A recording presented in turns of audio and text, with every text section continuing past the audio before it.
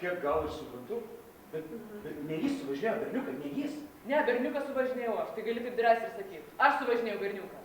Nes tavo vaikinas sušiktas narkomanas, legiantis per miestą 100 km per valandą greičiu, nežinantis, kur greičio pedalas, o po to atsidenginis į tą sumautą sieną. Bet žinai ką? Suims jį, o ne mane, todėl kad jis sukėlė šitą įvykį. Per jį ir jo lėkimą berniukas taip išsigando, kad ėmė bėgti per gatvę. Ir tu, sumautas idiotė, taip ir parašyta, kaltas dėl to, ko galėjo numatyti ir ko galėjo šventi. Tu sėsi kalėjimo, o aš įsipirksiu baudą. O kaip tau pasisekė? Ko tu čia reikia? Nu, tu abu kaltėt, ne? Tai galvojau, galėtumėm pasižiūrėti vienas kitam į akis, tai vat kaip mes su jumis. Gal ir galėtum, bet neprivalo. Sakau, jo nėra. Tai kas ten yra, iš kur tie garsai? Olapai, ar šuo pas tave? Ar šuniekas pas tave? Ne, sakau, nieko nėra. Norėjau pamatyti, kaip jis atrodo. Patikrinti, ar jis iš vis egzistuoja. Gal aš jį tik susapnavau. Olafas buvo mano mokinys, jis ne visada buvo toks. Ne visada. Po to, kai su jumis susidėjo, labai sulyso. Jis dar lankosi klube. Niekada nebuvo labai protingas, bet buvo toks geras sportininkas, geras atkapus. Ašgi važinėjausi šituo automobiliu 14 metų. Jis buvo mano ryšys su rytais, mano važiuojantis rytų vakarų divanas, taip. Ašgi su juo iki Bosforo buvau nuvykusi ir dar toliau. Priekinės padangos pirktos čia, Augalinės Azijoje. O dabar iš jo tik metalo laužas liko. O aš dar su juo į Kiniją norėjau nuvykti. Jeigu viską gerai išsuksim, gali būt, kad jį nuteis liktinai. Tada ir man ramiau būtų.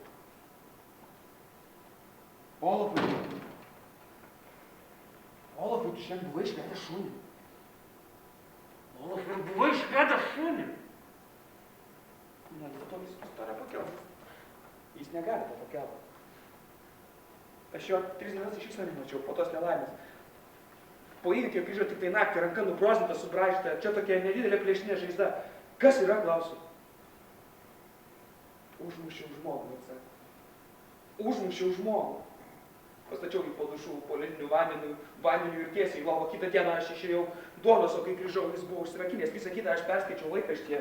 Bet taigi, bet čia ne jis padarė. Ir taip jis namuose, bet ne, jo nėra. Kas čia? Kas? O Dieve. Atsiprašau, jūs nežiūrėkit, jos taip greit auginasi, aš su jom nebesusitvarkau. Tai nuo šuns, jų vis daugėja, jos lenda pro plyšius. Iš grindų, debengavimo tampa agresyvės ir užsispyrė prakeikti parazitai. Ir kiekvieną kartą, kai jisai šuo išeina į lauką, jis parsineša naujų, o dabar, kai Olafas manęs taip įsileidžia, jis ten viduj su šuniu, jisai jo nemaudo. Darosi visai blogai. Man tai nieko, aš kiekvieną vakarą visą kūną išsitrinau tam, bet šuniui yra visai blogai, jis vos gali akis pramerkti, o jeigu viskas juoda ir kripžda, jis remiasi tik 3 kojom, 4 jis laiko pakabinės. Olafai, bent jau šunį išleisk! Olafai, bent šunį išleisk, leik man bent jau viską išvalyti!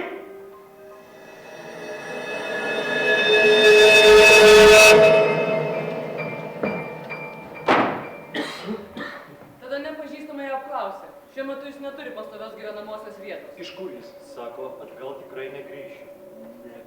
Negaliu, tikrai negaliu. Rodo pažymą, jų rankos dreba. Netinkamas tarnybai. Chroniškas nuovargis, dažnas širdies plakimas. Ir akise kartais užtemsta staiga. Jis net nori atsisėsti arba įsikibti kokį nors daiktą.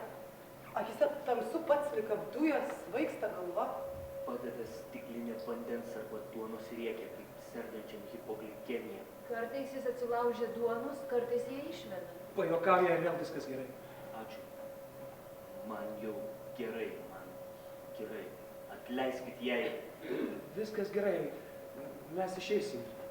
Ką jūs matėt? Ar galite tiksliai nupasakoti įvykių seką? Tai labai svarbu. Dėl mūsų kolegės galbūt pavyks įrodyti, kad ji nekalta. Svarbu tiksliai įvykių seka, tik įvykių seka. Ir mes išeisim.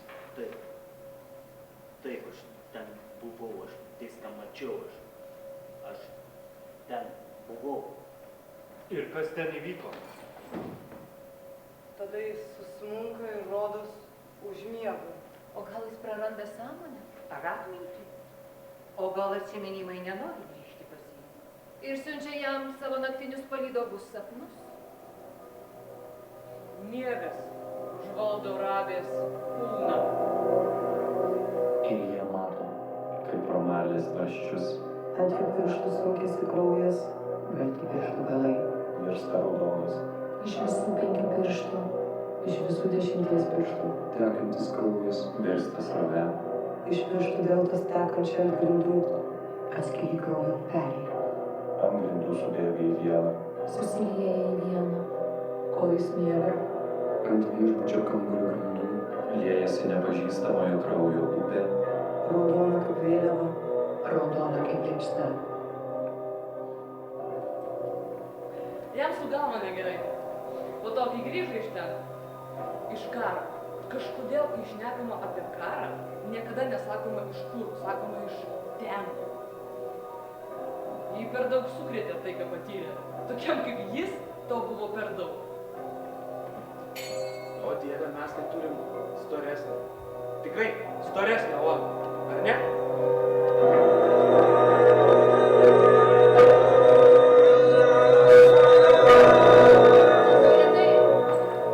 Labai retai važinėjau automobiliu, aš ne iš karto pastebėjau, kad pasikeitė Rita, kad trūksta benzino. Kažin, kaip raktelius gavo. Jau buvo įsilaužęs į keletą automobilių, tuo viskas pasakyta. Tu nieko nedarai. Pykau. Na ką jis tau galvoja, kad jam viskas leidžiama kaip anksčiau Kiek aš tau mokykloje? kartų sakiau, Karolinė, ginkis puolimu. Naktį važinėjusi. Naktį, dieną aš uždedu ranką ant kapoto man kaip peiliu į širdį, tu supranti? Ašgi mačiau, kaip jisai stengiasi, kad aš nieko nepastebėčiau. Jis automobilyje nepalikdavo jokios nuorūkos, jokios alaus skardinės, ten plaukelio nėra. Trūko tik gėlių puokštės užkištos už vairo kaip padėkos dovanėlės, ane? Tau jau patiktų, ane? Vis būtum visai suskydus. Kaip galima šitaip savęs nepaisyti, šitaip stengtis visiems įtikti. Tugi turbūt šypsotumės net tada, kai tave taip. Nu taip. Jis nenorėjo manęs skaudinti, nenorėjo manęs nuvilti. Prieš aušrą pastatydavo automobilį į vietą ir todėl aš vieną dieną palikau raktelius. Jeigu būtų pranešus policijai, gal mano vaikas dabar gyvas būtų.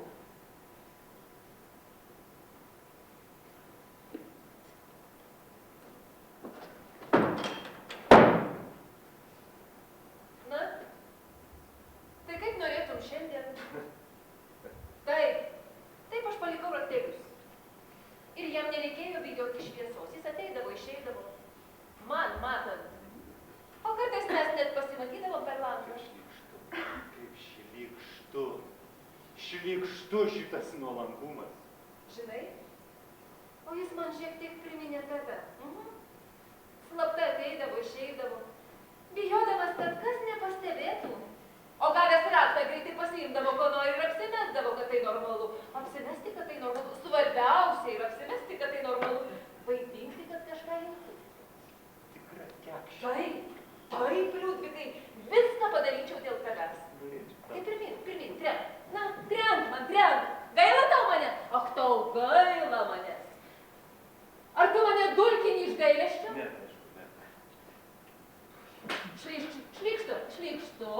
Šlykštu, bet jaudina, ar ne? Atsakygi. Dėl to, kad esu visada pasiekiama, nuolanki bevalė vėžininkė, tave tai jaudina, ar ne? Atsakygi. Jaudina seksas su ta, kuria imputuotos krūtys. Ne. Aišku, ne. Ai, tai tu normalus. O tau pačiam nenuobodu būti tokiam normaliam, koks esi. Įsivaizduoji, kad myliu tave, aha, lauk.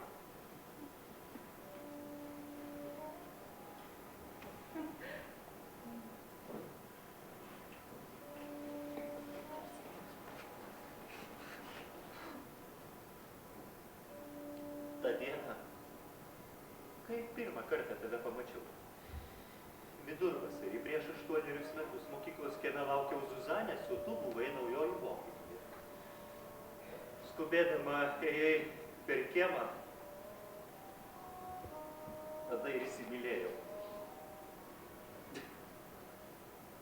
Sunku patikėti, sunku, bet tai tiesa. Tai buvo meilė iš pirmo žvilgsnio. Sakiau savo, kad taip nebūna, bandydamas paneigti tą meilę. kad tai tik fantazija ir tai praeis, bet nepraėjo. Bet tu nieko nesakei. Zuzanė tada laukėsi, o tu buvai su tuo keistuoliu. Gali? Kai susirgai, aš dažnai stovėdavau prie ligoninės. Aš valandas stovėdavau automobilių stovėjimo aikštelėje, bet taip ir neišdrįsau tavęs aplankyti. Kodėl? Kodėl? Gal todėl, kad gėdėjausi, aš nežinau. Zuzanė, kartais kalbėdavo, kaip kartu pasensim, kaip paauginsim anūkus ir panašiai. Aš gėdėjausi, nes tas kitas jausmas buvo daug stipresnis ir aš nežinojau, kur jisai nuves. Aš gėdinausi, nes aš neturėjau jėgų tam pasipriešinti. Viskas buvo normalu, gyvenimas su Zuzanė buvo normalus. Reiškia geras, nieko ypatingo, nieko, kas ne taip būtų. Ir jeigu aš palikčiau Zuzanę, tai šitas jausmas, kurį jaučiu tau, šitas nekontroliuojamas jausmas mane nušluotų, nusviestų, jisai suplėšytų, jisai mus abu sudraskytų.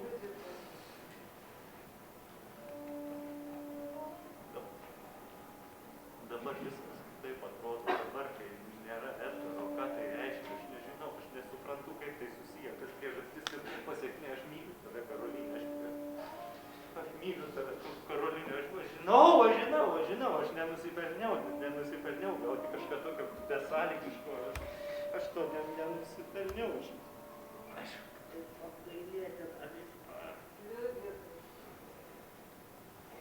Liudvikai, aš miegu ne tik su tavimi.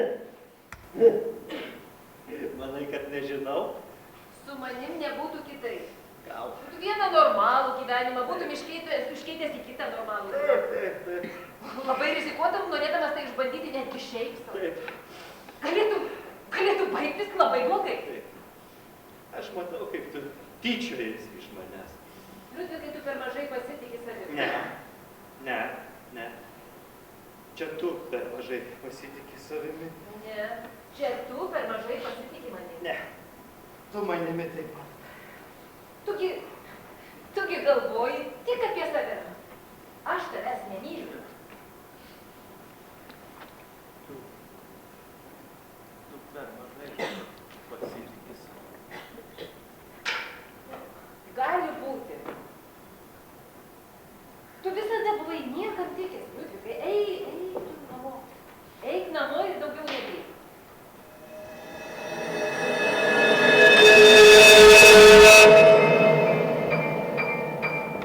Tas vyras, tai yra tėvas, jis dirba nekilnojamo turto šiurtinėme padalinėje, jisai tarnautojas, ten nelieka svajonių. Žinau, nes ir pats kadaise ten dirbau durininku, kol atleido liūdna istorija. Ir ten ir pažįstu tą vyrą, poną Šrabą, pažįstu tik tai iš matymo, ten labas rytas, kaip jums sekasi, šiandien jums laiškų nėra ir taip toliau. Vis bandau susirasti darbą, vis nesiseka. Sėkmė mane aplenkia. Neturiu laimės, bet už tai turiu daug laiko, todėl valandas vaikštau su mūsų šuniu.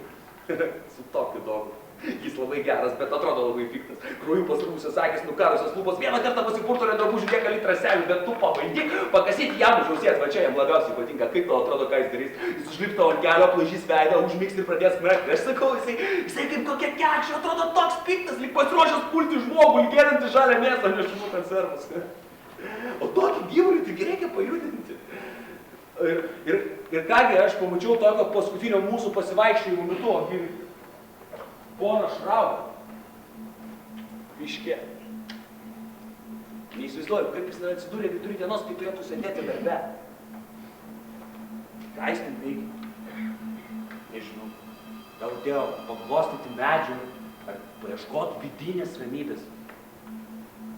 Nežinau. Ir grybų dar nėra, tikrai keista. O!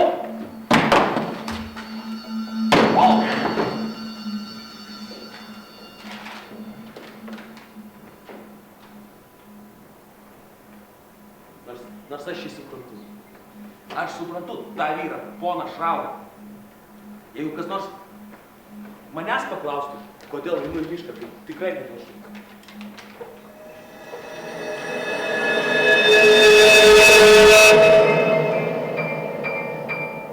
Jums jau tikriausiai irgi kyla klausimas, kur Rolovas? Kur Rolovas? Kodėl jis nesirodo? Kodėl jis slapstosi? Vis dar slapstosi. Kad Olafas gyvas išduoda durų plyšys. Čia pačioje. Kartais pro jį krenta šviesa, tada Olafas miega, Olafas skaito, klauso muzikos, mąsto. Olafas išauksta pro šitą durų plyšį, prakiša raštelį su pageidavimu patiekalu. Tada Pėteris suieško maisto, atneša pastatą čia prie durų. Bet tokį raštelį Olafas iškiša labai retai. Olafas vis labiau lysta. Ar Olafas išeina pasivaikščiot? Ne. Kaip toks vilelis, toks bukelis galėtų eiti gatve. Į savo kvėpavimą nupūstų pirmas sutiktas praeivis. Ne, po to nelaimingo atsitikimo Olafas neišeina iš savo kambarį. Gal kartais naktį, kai galvoja, kad niekas jo nemato, niekas jo nepastebi, niekas jo nepažins. Ne. Net ir tada jis nesirodo. Aš jį stebiu, aš jį seku, aš jį įsijaučiau, mus to moko įsijaučiu priešininką. Aš įsivaizduoju, kas vyksta Olafo odoj, Olafo kūne, kaip pasaulis atrodo Olafo akimis. Aš puikiai žinau, nes mes abudu matom tikrąjį nusikaltėlį. Laisvė. Ir ką jis planuoja, ką jis toliau planuoja.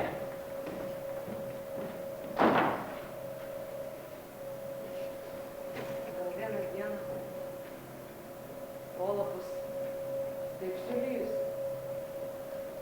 bet toks plonas, nematerialus šviesos spindulys. Ir kartu su šviesa prasiskverus pro durų plyšį ir taip sunyks, išnyks, pranyks ir dings. Blikčiojimas, kaip švytėjimas, kaip liepsna trumpai pasirodžiusi mūsų gyvenime.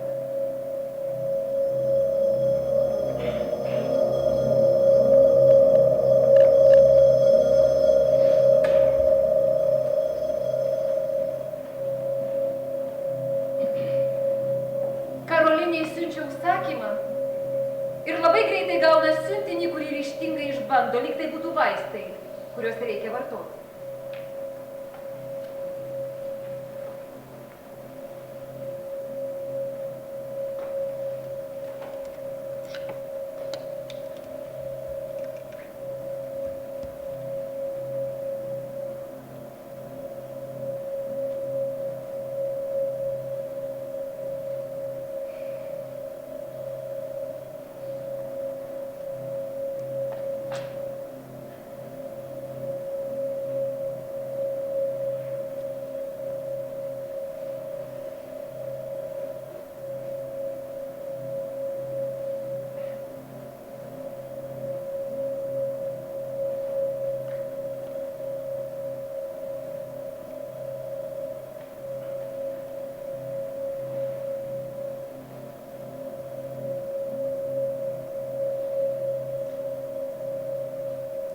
Apžiūri save, įsigąsta, pradeda bijoti.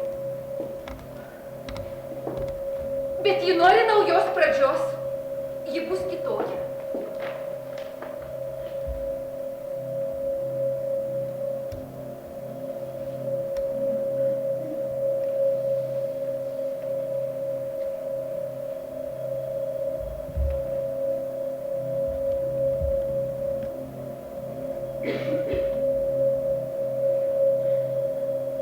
Tik nereikia gaišti laiko. Nereikia gaišti laiko. Kitą dieną jie eina aplankyti nepažįstamojo. Pensionas virš baro. Antras aukštas.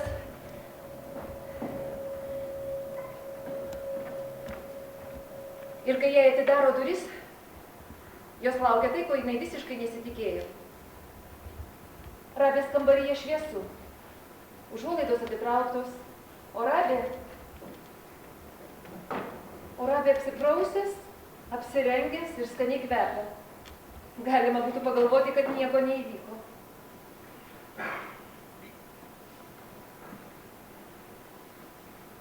Aš ta moteris, kurios automobilis.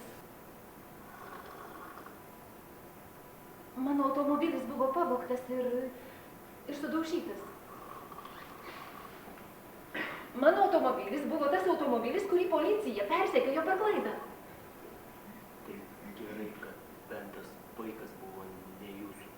Jūs netaip mane supratote, aš atėjau atsiprašyti. Manęs? Na taip ir jūsų. Nes jeigu būčiau geriau saugojusi savo automobilį, nieko nebūtų įvykę.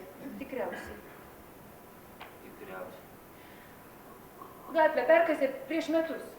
Turėjo pakeisti vamzdžius. Bet ta įmonė, kurie turėjo tai padaryti, subankrutavo ir niekas nieko nepadarė, niekas nieko nepakeitė, niekas nieko nesutvarkė. Vamzdžiai ir toliau sau rūdyja, o gatvę vėl užkasė, bet neišasfaltavo. Iš tiesų tai mes niekam nerūpim. Gyvenimo šūkių kvartalas be ateities, beverčiai žmonės, bevardžiai vaikai. Sako, kad buvote kare? Buvau. Kur buvot?